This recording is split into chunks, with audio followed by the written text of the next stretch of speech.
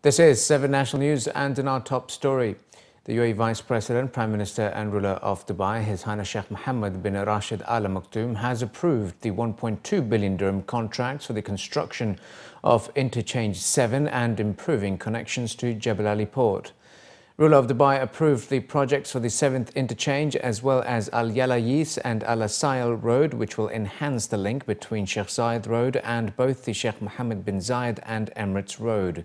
The project will ease the traffic flow on Sheikh Zayed Road by diverting inbound traffic from Abu Dhabi on Sheikh Zayed Road to Al Yalayis Road and onto Sheikh Mohammed bin Zayed Road and Emirates Road. It will also enhance business activity and the movement of goods from and to Jebel Ali port. The 792 million dirham project will increase the number of lanes on Al Yalayis Road to 6 lanes in each direction and increase its capacity to almost 10,000 vehicles per hour per direction. It will also cut short the transit time between the 7th interchange on Sheikh Zayed Road and the Sheikh Mohammed bin Zayed Road to as low as 4 minutes. Under the same contract, a new 5-kilometre stretch will be added to Al Asail Road, extending from Emirates Hills through Jumeirah Islands onto Jebel Ali Free Zone. Furthermore, the 393 million dirham Interchange 7 includes the construction of a 4-lane bridge branching out of Al Yalayis Road into bridges of 2 lanes each. The Emirates Red Crescent has sent a food aid convoy on Monday to the Ghil Bawzir Directorate in Yemen. The agency stated that the relief was provided to meet the needs of the residents in the region in order to help alleviate their dire living conditions, which is part of the UAE's approach to support all relief and humanitarian efforts throughout the world. The ERC team has distributed assistance to 2,000 families in the directorate in Yemen. Abdullah Al-Musafri, head of ERC team in Yemen, stressed the authorities' wishes to continue the implementation of relief and humanitarian projects in order to aid all Yemenis in the various directorates of the Hadramaut Governorate. Smart Dubai office has announced the launch of the Artificial Intelligence Lab to develop the Emirates' computing capabilities to offer better services to its citizens.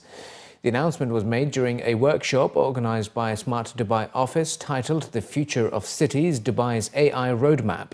Over 50 representatives from the IT sector, including experts from leading technology firms, gathered during the forum to discuss the future of cognitive cities and areas of opportunity for cities to grow. While discussing the new initiative, speakers from the Smart Dubai Government Office stated that Dubai will become the AI city of the future as it seeks to implement its goals to launch the SMART program by the year 2018. It was announced that at present the Dubai Now app has over 100,000 registered users, adding that they aim to create an integrated and digital city through their Saad application. Commenting on the future of AI, the speaker from Dubai Future Foundation stated that Dubai should look forward to an exponential growth in the next 2 years through the AI transformation. It was added that the change is as a result of data collection and analytics, as the world at present collects 50,000 gigabytes of data per second. According to the Director General of Dubai Smart Government, the next steps begin with identifying opportunities for AI services, which will be followed by providing technical expertise to government entities as well as the private sector to offer the improved services through a redefined government. It's a much happier city wherein people are much happier and they are more mindful about what's happening around them, and they can plan very easily how they want to spend their time, not queuing to pay some bills or congested in traffic jam in one of the roads, but on their coaches where they love lovable people sitting with them. This is what we envision our city to be: more simpler, but more smarter and more happier. Last year, His Highness Sheikh Mohammed bin Rashid issued the Dubai Data Law, which is a very comprehensive law, capture both open and shared data, which will remove the silos between government entities, but also will add benefits in our economy. This is not only the case. We will open, we will share the data, but we want tools to benefit from these data. Today, our cell phones generate lots of data. The Internet of Things around the city, cars, even refrigerators at home and ACs, all of these data, the big data, what you will do with it.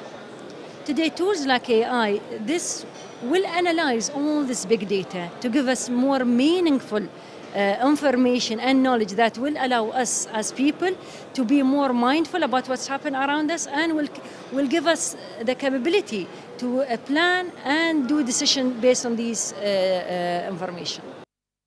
The Sheikh Rashid bin Saqr Al Qasimi Road in Sharjah will be closed for 20 days due to maintenance works, according to a spokesperson of Sharjah Roads and Transport Authority. Authorities in Sharjah announced that road maintenance works will continue on Sheikh Rashid bin Saqr Al Qasimi Road from today, the 28th of March, until the 16th of April next month. The Sharjah Roads and Transport Authority officials were quoted in a newspaper as saying that the maintenance works at a cost of 1.4 million dirhams will be carried out between the areas of Al Abbar and Dasman in the Emirate, and during this period motorists are advised to take alternative routes. While the road maintenance works will be carried out in 2 phases, officials revealed that the first phase will start on the area of Dasman and will affect motorists driving from Cultural Roundabout towards Sheikh Rashid bin Saqr Al Qasimi intersection. The second phase will include works in the opposite direction in the Al Abbar area from the 7th of April until the 16th of that month. The maintenance works include replacing the top layer of the existing asphalts with a new one, expanding the U-turn opposite the Sharjah Archaeological Museum, and adding further sign roads in the areas. Hundreds of employers could soon be hit with hefty fines as the final deadline day approaches for Dubai businesses and sponsors to ensure all workers and dependents have sufficient health insurance in place. Although 99% of the Emirate, about 4.3 million people, including dependents outside Dubai and those with Dubai visas living in other Emirates, is now covered, the companies yet to insure workers have until Friday, the 31st of March, to comply with the new regulations. Dubai health insurance law came into effect in January 2014 with the legal liability for every sponsor to provide at least the essential benefits plan insurance package, which ranges from between 550 to 750 dirhams a year. All employees and sponsors face paying fines of 500 dirhams for each month they fail to provide insurance to employees after the stated deadline. Dr. Haider Al Yusuf, Director of Health Funding at Dubai Health Authority, said that fines will be given to violating individuals and businesses starting from the 1st of April. Coverage for visitors must also be provided by 31st of December 2017, in line with the new resolution issued by the Dubai Executive Council that stipulates requirements should include the provision of an essential health insurance plan approved by the DHA. Workers receiving salaries of less than 4,000 dirhams can get insurance through any one of 12 DHA-approved companies providing the essential benefits plan package. Basic insurance covers maternity, emergency, medical tests, referrals and medication. Cloud seeding operations by the National Centre of Meteorology and Seismology, NCMS, may have increased the amount of rain in the last few days across the UAE, according to a meteorologist with the UAE Weather Agency. The UAE National Weather Bureau was quoted in a local report as saying that it had launched nearly 20 rain-boosting flights in the country since last Thursday, and this usually involved blasting hygroscopic salt every day, which attracts and holds water into the clouds to try to produce more moisture.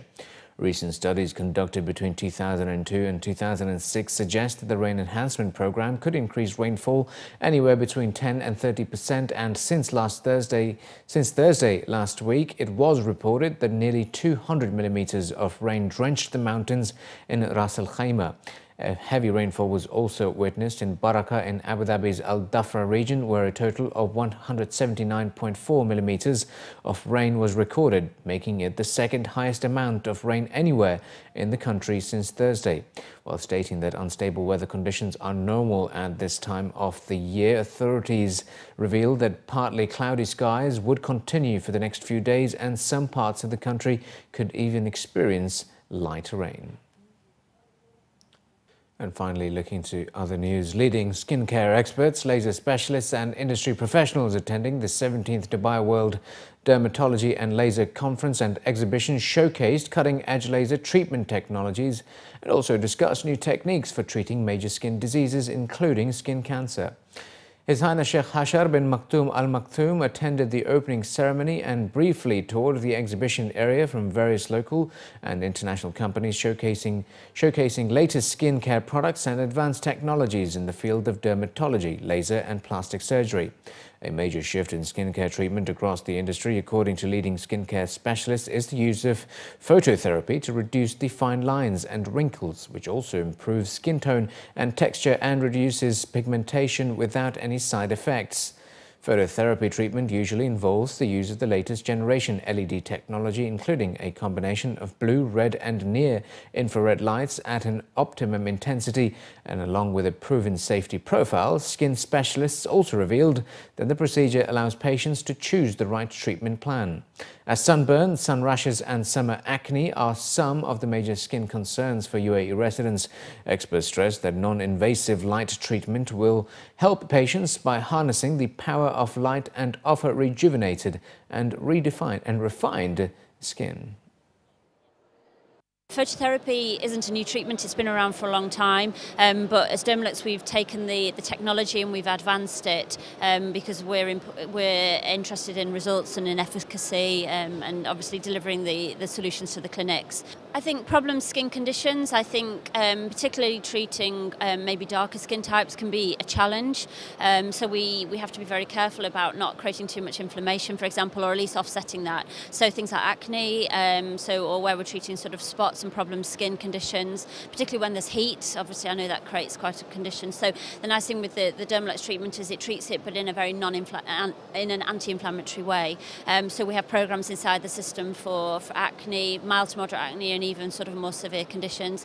We're also then using it to treat things like pigmentation, but it's great for rejuvenation. So from general sort of collagen and stimulation, hydration of the skin tone, texture. So yeah, there's a wide range of conditions that we can use.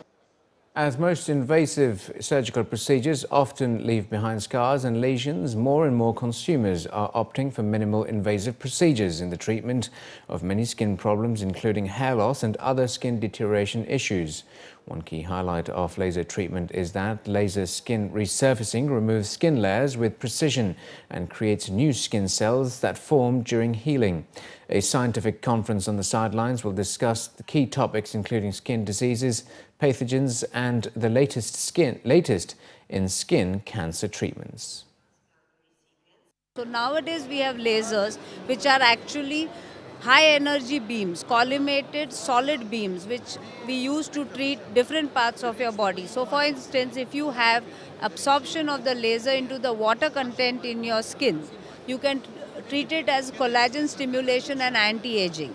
If you have it into your pigment, you can treat hair removal, you can do laser hair removal, as well as you can use laser to reduce pigments. We use lasers to get rid of tattoos. We use lasers nowadays for stretch marks. We use even lasers for fat reduction. But there are no shortcuts. So as a dermatologist, it is our duty because we are doctors. So we are supposed to explain to the patient that these are not simple beauty regimes. They may involve lifestyle change. They may involve intake of certain medications or vitamins for your skin. And then we can treat a whole host or a whole range of them. The number one cause of skin cancer is the sun. Okay, so sun protection, sun protection, sun protection. And I will repeat this 3 times all the time. And when I tell you sun protection, doesn't just mean just lather yourself with just, sunscreens. No, you have to seek the shade. If the sun is outside, try not to stay out in the sun. We see a lot of fads right now, a lot of trends that, we have young individuals, especially women, who are sitting down, on the beach, okay, getting a tan because they think it's beautiful and they think it's cosmetically pleasing. But we have to tell them that sun, if it doesn't affect you now, it'll probably affect you 20, 30 years from now. So that's very, very important. Another thing is, sometimes if they don't tan from the sun because we have a little bit of clouds, what happens is that they end up going to their tanning booths, and there's the little special beds in which they have a little tan. It's like with a special light. That also can lead to skin cancer. It's actually even worse than going out in the sun. So we always have to tell them they have to be careful from this.